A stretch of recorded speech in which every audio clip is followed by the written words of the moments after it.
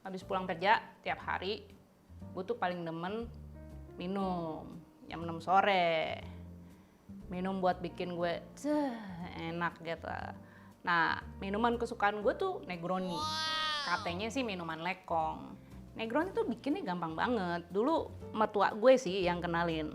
Cuman 3 bahan. Gue unjukin nih cara bikinnya biji mana. Kalau lo punya beginian yang gue kagak tahu namanya apa, lo pakai dah tuh buat pengocokan.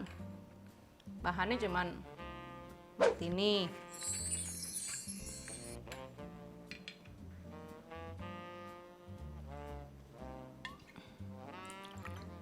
gin. Jadi emang gue seneng banget karena kagak manis, kagak pahit juga. Sama Campari. Habis itu lo kasih es batu.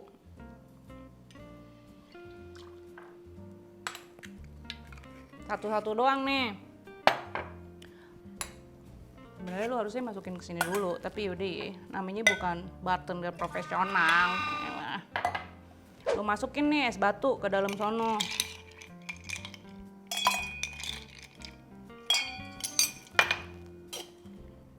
Terus lo kocok-kocok.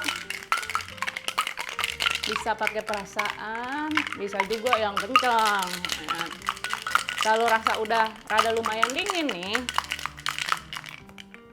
buka dah tuh, balikin lagi ke gelasnya.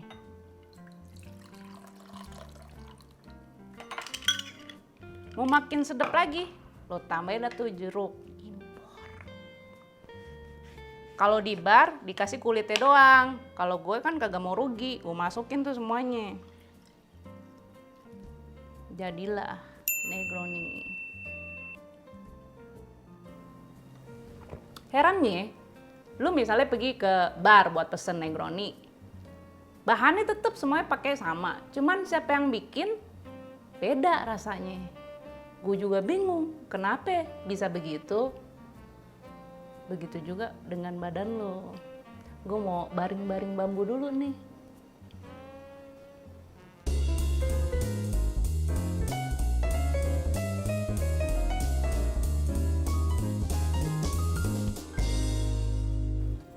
Nah, jam begini nih, habis minum Negroni, gue tuh sering banyak pikir, rada lumayan deep. Hari ini gue pikir tentang klitoris dan bagaimana misterinya dia dari dulu sampai sekarang. Penuh kontroversi. Dulu yang pertama kali nemuin klitoris adalah orang Yunani kuno, hippie. Even katanya juga dapat dari mereka, yang artinya adalah the little hill. Mereka percaya bahwa manusia itu diciptain sama, cuman kastanya beda. Roti kita sebagai perempuan bantet, kurang telur atau mentega, sementara lekong jadi. Makin kemari, makin rancu dah tuh keadaan klitoris antara fana dan nyata. Setelah itu banyak nih pembelajaran tentang klitoris, tapi ya tetap kayak blur-blur gitu. Misalnya tahun 50-an, kalau kagak salah tuh ada orang Itali, surgeon, yang declare bahwa gue tuh yang nemuin klitoris. Oh, ini nih organ tubuh cewek yang gue kagak kurang tahu nih fungsinya apaan, tapi emang ada di situ. Udah tuh koar-koar kemana-mana. Beberapa tahun kemudian orang Prencong bilang, bukan lu yang nemuin, gue yang nemuin. Ini klitoris memang ada dan memang kalau dikilik-kilik ya bisa respons. Tapi kan antara orang Italia sama orang Prencong punya persaingan. Persaingan dia misalnya contohnya kayak wine-nya si orang Prancis, dia bilang, oh wine gue trebong. Ya, sementara orang Italia bilang, oh il mio vino è buonissimo. Si Prencong bilang, oh cheese gue tuh yang paling enak. Enggak, keju gue yang paling bener. Tapi kan yang namanya selera lidah orang beda-beda. Jadi ya terserah lo dah gimana lo bisa ngejelasinnya, atau gimana lo bisa memutuskan bahwa itu enak apa kagak enak. Sama juga sama ceweknya, dibilang cewek gue yang paling bohai. Padahal sih kan selera orang beda-beda, mana kita tahu. Terus cik, dateng nih orang Austria namanya Sigmund Freud. Dia bilang, lo semua orang pada ngeributin klitoris. Klitoris tuh sebenarnya kagak ada gunanya. Perempuan tuh nggak mungkin dapat kebahagiaan cuman dari kilik-kilik klitoris. Harus dari penetrasi. Tuh si Sigmund Freud, psikoanalis yang emang lumayan terkenal. Ya, gue kagak tahu juga kerjanya apa gitu. Udah nih, makin lama makin kesono, klitoris tuh ya makin misterius, ada dan tiada. Sampai ada satu urologis orang Australia, perempuan pertama sebagai urologis ya, namanya Helen, yang bilang bahwa ini kayaknya ada yang salah nih sama dengan klitoris. Karena di dunia medis, klitoris itu tidak digambarkan. Sampai tuh buku kitabnya medical book buat dokter-dokter namanya Grey Anatomy hilang. Klitoris itu tidak digambarkan.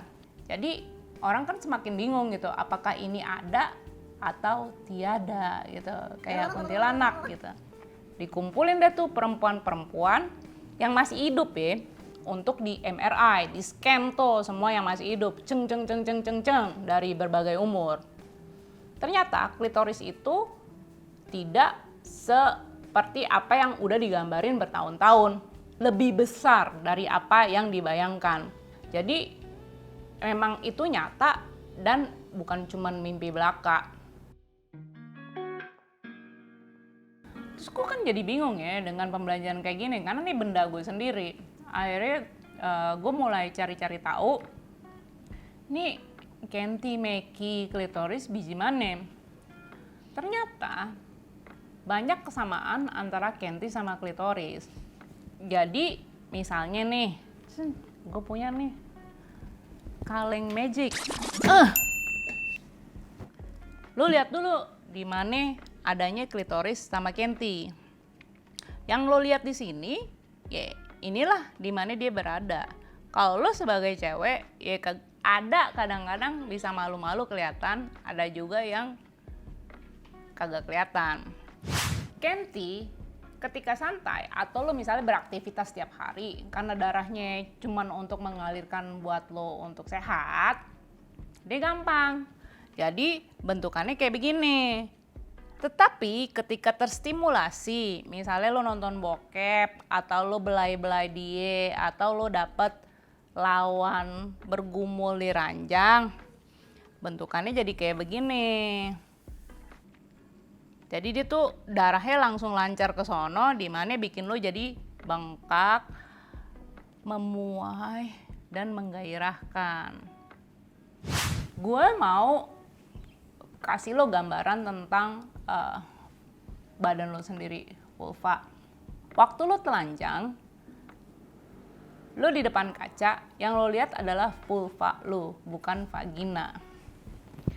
Vulva ini ibarat kayak bunga. Setiap bunga itu kelopaknya akan sangat berbeda, walaupun dari jenis bunga yang sama. Nih, misalnya kayak dia tuh, kalau lihat tuh beda, dengan harum dan warna yang pasti akan berbeda. Walaupun misalnya ungu nih, tapi ada tuh warna yang dikit kurang ungu atau kagak. Harumnya beda, bentukannya beda, tapi semuanya menurut gue indah. Nah klitoris ini ya rada lo mesti cari. Sama juga dengan Kenti, klitoris ketika santai bentuknya kayak begini.